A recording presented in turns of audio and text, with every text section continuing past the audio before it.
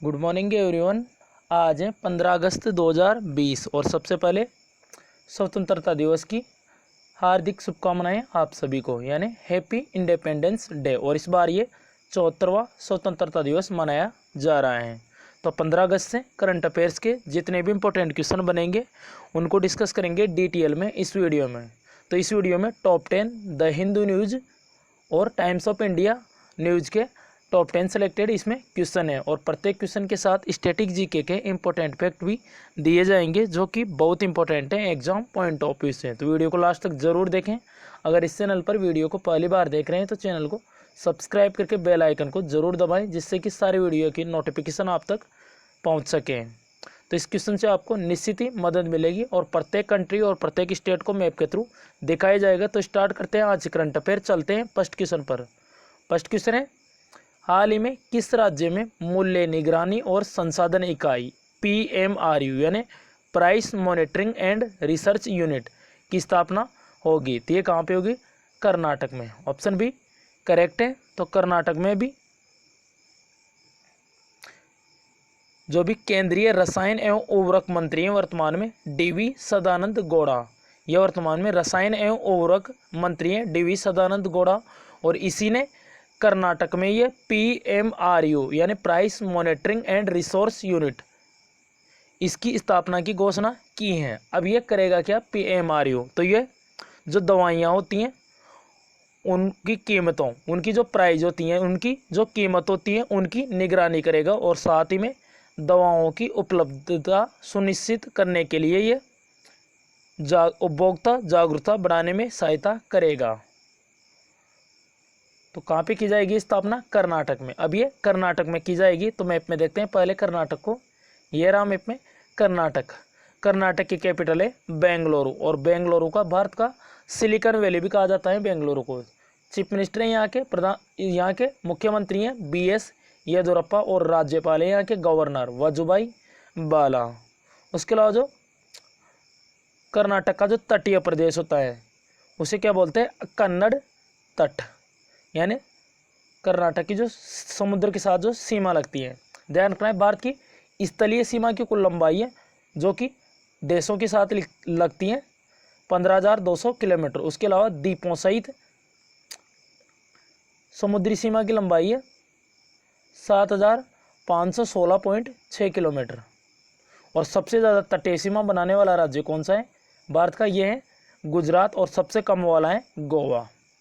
उसके अलावा सबसे ज़्यादा स्थलीय सीमा किस देश के साथ लगती है? तो ये लगती है बांग्लादेश के साथ 4,096 किलोमीटर की। ये ध्यान रखना है, 4096 किलोमीटर। उसके अलावा बात करें कर्नाटक की, तो कर्नाटक में Bandipur national park, Anshi national park, Bannerghatta national park, Nagarhole national park, तो ये चारों नेशनल पार्क वेरी इंपॉर्टेंट है कर्नाटक से। तो कर्नाटक का तटीय प्रदेश है कन्नड़ तट। उसके अलावा केगा न्यूक्लियर पावर प्लांट, ये कर्नाटक में। और जोग या गरसोप्पा जलप्रपात, ये भारत का सबसे ऊंचा जलप्रपात, यानी सबसे ऊंचा जलप्रपात यानी झरना है। कहाँ पे है ये? कर्नाटक में, शरावती नदी पर। उसके अलावा भी कर्नाटक गवर्नमेंट ने 18 जून से मास्क दिवस मनाने की भी घोषणा की थी। तो मास्क दिवस मनाया था भी 18 जून को कर्नाटक गवर्नमेंट ने। तो कर्नाटक क्वेश्चन से कर्नाटक से इतनी जानकारी मिल जाती है। तो इसी तरह आपको इंपॉर्टेंट फैक्ट दिए जाएंगे। तो वीडियो को लाइक नहीं किया है तो लाइक ज़रूर कर लें, और चैनल को ज़रूर सब्सक्राइब कर लें इसी तरह की करंट अफेयर और स्टैटिक जीके के इंपॉर्टेंट फैक्ट के लिए। तो वीडियो को लास्ट तक जरूर देखें। एक क्वेश्चन पूछा जाएगा जिसका आंसर जरूर बताएं वीडियो के लास्ट में। नेक्स्ट क्वेश्चन है, हाल ही में अरुणोदय योजना शुरू करने की घोषणा किस राज्य सरकार ने की है? तो ये घोषणा की है भी असम गवर्नमेंट ने। तो यहाँ पे अरुणोदय आ रहे हैं, इससे अरुणाचल प्रदेश नहीं कर देना है, कन्फ्यूजन वाला क्वेश्चन है। तो इसका आंसर ऑप्शन बी है अरुणोदय योजना। अब ये असम गवर्नमेंट ने की है। तो इस योजना में होगा क्या? तो इस योजना में 17 लाख लोगों को वित्तीय सहायता दी जाएगी इस योजना में असम गवर्नमेंट की तरफ से। इसमें क्या होगा? इसमें जो गरीब परिवार है उनको आवश्यक वस्तुएं खरीदने के लिए, आवश्यक वस्तुएं कौन कौन सी है, जैसे खाने के सामान होते हैं जितने भी, वो खरीदने के लिए महीने के 830 रुपये दिए जाएंगे उनको पर मंथ। तो जो भी गरीब परिवार है उनको आवश्यक वस्तुएं खरीदने के लिए हर महीने प्रति महीने 830 रुपये इसमें दिए जाएंगे। अब ये असम गवर्नमेंट ने शुरू किए हैं, तो ये रहा मैप में असम। असम की कैपिटल है दिसपुर और असम का एक शहर है गुवाहाटी। तो इसमें भी खेलो इंडिया यूथ गेम्स ये भी संपन्न हुए हैं 2020 के खेलो इंडिया यूथ गेम्स। और चौथे कहाँ पे होंगे? हरियाणा के पंचकुला में होंगे, ये ध्यान रखना है। तो ये तीसरे यूथ गेम्स हुए थे, पहले नई दिल्ली में हुए थे खेलो इंडिया यूथ गेम्स, दूसरे हुए थे पुणे में और तीसरे अभी गुवाहाटी में हुए हैं। उसके अलावा चौथे खेलो इंडिया यूथ गेम्स होंगे हरियाणा के पंचकुला में, तो ये याद रखना है। चीफ मिनिस्टर है यहाँ के सर्बानंद सोनोवाल और गवर्नर है यहाँ के जगदीश मुखी। उसके अलावा असम से और क्वेश्चन बताते हैं। Kaziranga national park very important है, ये कहाँ पे है? असम में है।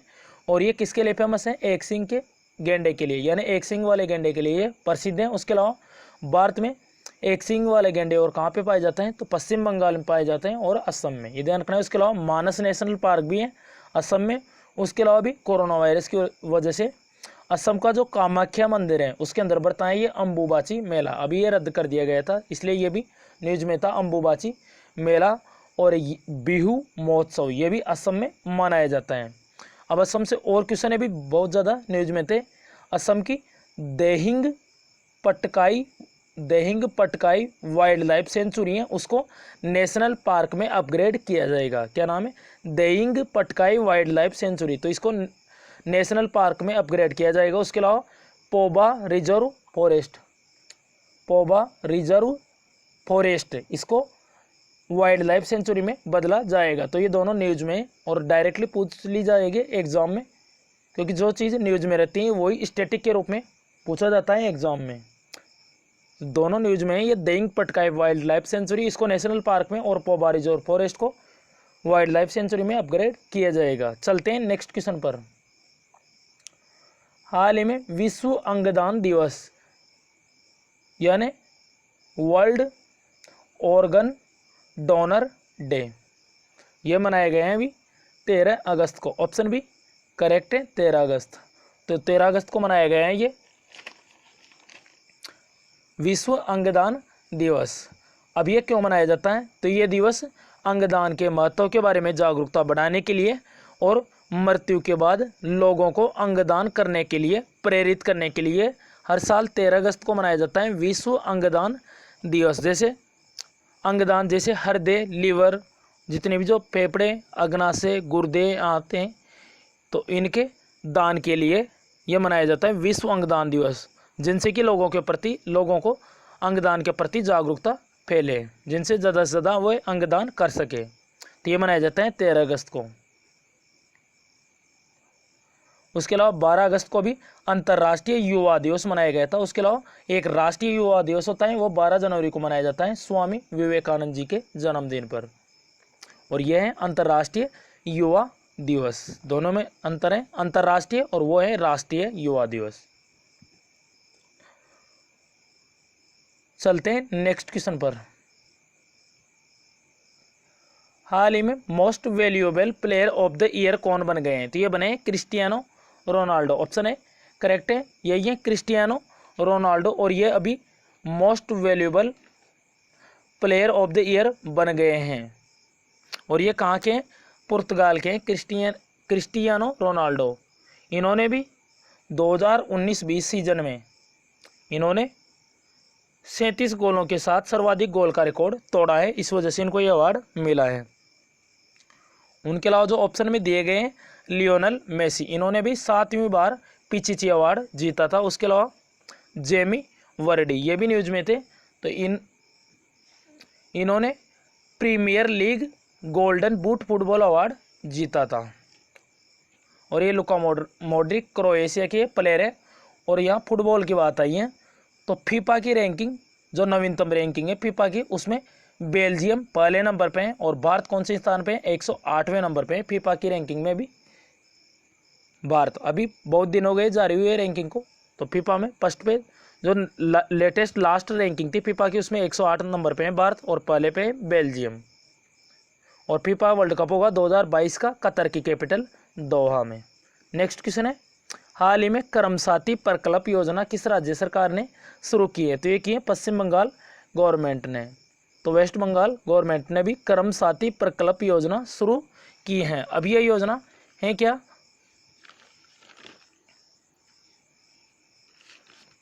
तो ये योजना शुरू की है जो चीफ मिनिस्टर है पश्चिम बंगाल की ममता बनर्जी, उन्होंने ये शुरू की है। तो इस योजना में क्या होगा?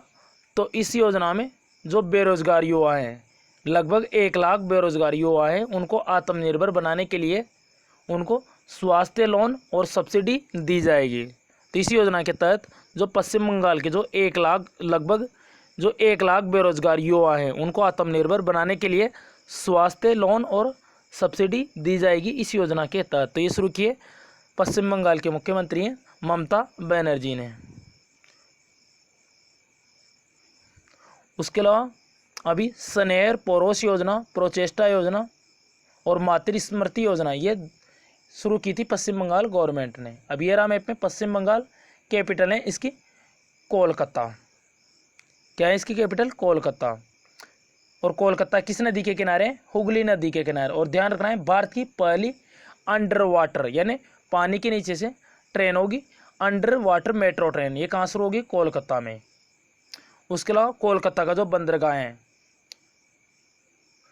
उसका नाम श्यामा प्रसाद मुखर्जी के नाम पे रखा गया है, कोलकाता पोर्ट का नाम बदलकर।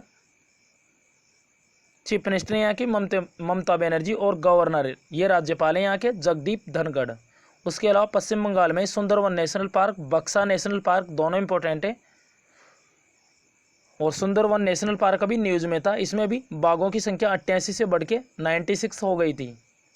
और इसमें सुंदरवन इसका नाम क्यों है? तो क्योंकि इसमें सुंदरी वृक्ष पाए जाते हैं, इस वजह से इसका नाम है सुंदरवन नेशनल पार्क। और वर्ल्ड का सबसे बड़ा डेल्टा जो कि गंगा और ब्रह्मपुत्र नदी मिलकर बनाती हैं, क्या नाम है उसका?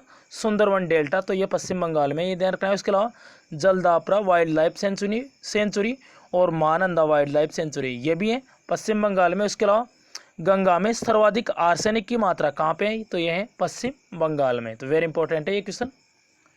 गंगा में सर्वाधिक आर्सेनिक की मात्रा है पश्चिम बंगाल में।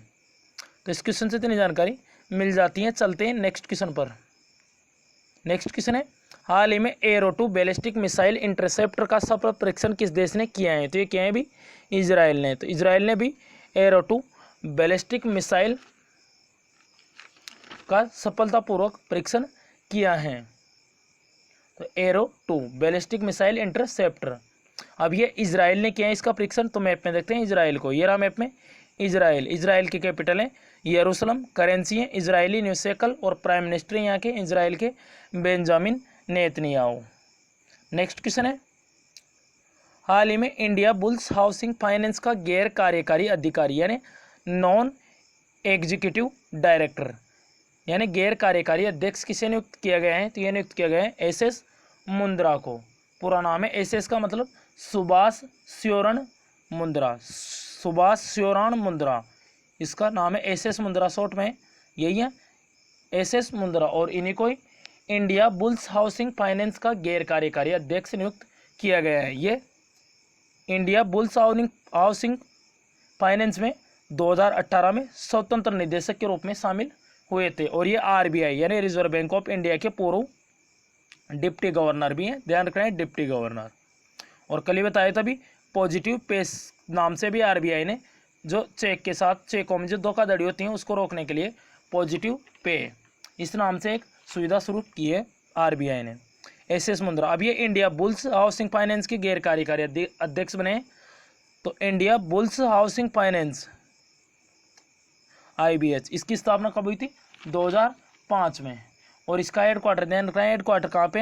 हरियाणा के गुरुग्राम में इसका हेडक्वार्टर है इंडिया बुल्स हाउसिंग फाइनेंस का। नेक्स्ट क्वेश्चन है, उसके अलावा जो ऑप्शन में दे रखे हैं SN राजेश्वरी, ये भी ओरिएंटल इंश्योरेंस कंपनी लिमिटेड की CMD यानी चीफ मैनेजिंग डायरेक्टर बनी थी। उसके अलावा हर्ष कुमार बनवाला ये नाबार्ड के पूर्व अध्यक्ष है, अभी ये कैपिटल इंडिया फाइनेंस के एग्जीक्यूटिव डायरेक्टर यानी कार्यकारी निदेशक बने थे कैपिटल इंडिया फाइनेंस के। उसके अलावा हरदयाल प्रसाद ये भी PNB हाउसिंग फाइनेंस के MD एंड CEO बने थे। नेक्स्ट क्वेश्चन पे चलते हैं, हाल ही में किस कंपनी ने ऊपरी चरण के रॉकेट यानी अपर स्टेट के रॉकेट इंजन रमन, इसका नाम है रमन, इसका परीक्षण किया है। तो ये क्या है, स्काई रूट एरोस्पेस ने। तो अभी स्काई रूट एरोस्पेस इन्हें इसी ने अभी एक अपर स्टेट यानी ऊपरी चरण के रॉकेट इंजन का परीक्षण किया है। तो ये एक 3D प्रिंटेड है और इस रॉकेट का नाम सीवी रमन, इनके नाम पे रखा गया है रमन। क्या नाम रखा है इनका, रमन, सीवी रमन। तो इनका नाम वेरी इंपॉर्टेंट है। और ये स्काई रूट एरोस्पेस पहली भारतीय प्राइवेट कंपनी यानी पहली भारतीय निजी कंपनी बनी है जिसने रॉकेट इंजन का विकास और परीक्षण किया है। तो रॉकेट इंजन का विकास और परीक्षण करने वाली पहली भारतीय निजी कंपनी बनी है स्काई रूट एरोस्पेस। तो ये हैदराबाद का है, ध्यान रखना है, हैदराबाद का ये है। उसके अलावा इसके संस्थापक है स्काई रूट एरोस्पेस के पवन कुमार चांदना और नागा भारत डाका। तो रमन इसके नाम पे रखा गया है। और ये जो दोनों साइंटिस्ट हैं, संस्थापक सह संस्थापक, ये दोनों इसरो के पूर्व वैज्ञानिक रह चुके हैं। तो रमन प्रभाव की खोज की थी 1928 को, 28 फरवरी 1928 को, इसलिए राष्ट्रीय विज्ञान दिवस मनाया जाता है 28 फरवरी को, नेशनल साइंस डे। इसी के लिए इनको 1930 में नोबेल प्राइज मिला था सीवी रमन को। तो ये क्वेश्चन वेरी इंपॉर्टेंट है। चलते हैं नेक्स्ट क्वेश्चन पर।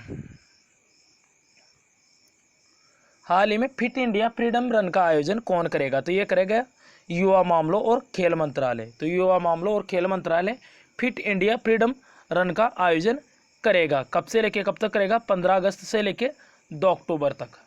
तो अभी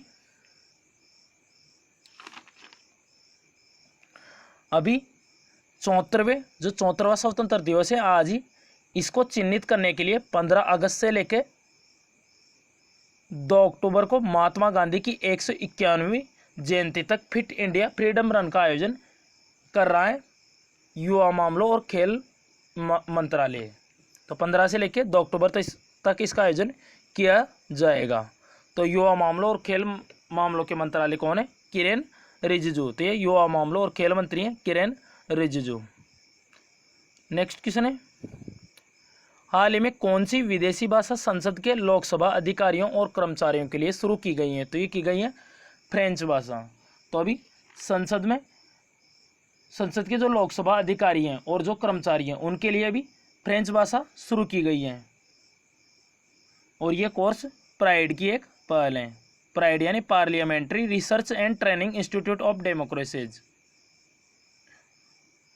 तो संसद में जो लोकसभा के अधिकारी हैं उनके लिए फ्रेंच पर शुरुआती स्तर का पाठ्यक्रम शुरू किया गया है। और इसका उद्घाटन किया है लोकसभा के अध्यक्ष वर्तमान में ओम बिड़ला, इन्होंने इसका उद्घाटन किया है। तो ये कोर्स प्राइड की एक पहल है। प्राइड यानी parliamentary research and training institute for democracies, ध्यान रखना है। तो फ्रेंच, बात आई है फ्रेंच की। तो संयुक्त राष्ट्र फ्रेंच भाषा दिवस ये हर साल 20 मार्च को मनाया जाता है। तो वेरी इंपॉर्टेंट है संयुक्त राष्ट्र फ्रेंच भाषा दिवस। और बात करें संसद की, तो संसद का जिक्र संविधान के कौन से अनुच्छेद कौन से आर्टिकल में? 79 में। उसके अलावा 80 में राज्यसभा और 81 में लोकसभा। राज्यसभा का वर्णन है, उच्च सदन है राज्यसभा, लोकसभा का इसका संसद का उच्च सदन है राज्यसभा। तो इसका विवरण है 80 अनुच्छेद में आर्टिकल में और 81 आर्टिकल में लोकसभा का विवरण, राज्यसभा का 80 में और 81 में लोकसभा, 79 में संसद का विवरण है। तो ये ध्यान रखना है। तो ये था आज करंट अफेयर का वीडियो। आशा करता हूँ कि वीडियो आपको पसंद आया होगा। अगर वीडियो पसंद आया हो तो लाइक एंड शेयर जरूर करें। अब लास्ट वीडियो का क्वेश्चन का आंसर है, हाल ही में धर्मपद पुरस्कार से किसे सम्मानित किया गया था? तो ये किया गया था सुदर्शन साहू को। अब आपके लिए आज का क्वेश्चन है, हाल ही में खाद्य स्वीट को GI टैग मिला है, ये किस राज्य का है? तो इसका करेक्ट आंसर कमेंट बॉक्स में ज़रूर बताएं। अगर आपने लास्ट वीडियो देखा होगा तो इसका आंसर आपको पता होगा। अगर लास्ट वीडियो नहीं देखा हो तो लास्ट के सारे वीडियो दिए गए हैं, अपलोड कर दिए गए हैं, उनको ज़रूर देख ले। तो ये था आज के करंट अफेयर का वीडियो। तो इसी तरह वीडियो डेली मॉर्निंग में 6 बजे से पहले अपलोड कर दिया जाएगा। तो वीडियो को डेली ज़रूर देखें। इस क्वेश्चन से आपको निश्चित ही मदद मिलेगी आने वाले एग्जाम्स में करंट अफेयर के साथ साथ स्टैटिक जीके की दृष्टि से भी। अगर किसी भी क्वेश्चन से कोई भी प्रॉब्लम हो कमेंट बॉक्स में बताएं। अपने प्रॉब्लम इन व्हाट्सअप नंबर के थ्रू आप ज़रूर शेयर करें और अभी तक भी चैनल को सब्सक्राइब नहीं किए हैं तो चैनल को सब्सक्राइब ज़रूर कर लें और बेल आइकन को ज़रूर दबाएं, जिससे कि सारे वीडियो की नोटिफिकेशन आप तक पहुंच सकें। बेल आइकन को दबाने पर ही, सब्सक्राइब करने के बाद बेल आइकन को दबाने पर ही आपके पास ये वीडियो पहुंच सकेगा। तो चैनल को ज़रूर सब्सक्राइब कर लें। तो इस वीडियो से आपको निश्चित ही मदद मिलेगी करंट अफेयर के साथ साथ स्टैटिक जीके की दृष्टि से भी। तो thanks for watching this video, this channel always with you. और एक और बार स्वतंत्रता दिवस की आप सभी को हार्दिक शुभकामनाएं। Happy independence day. This channel always with you. Thanks all friends.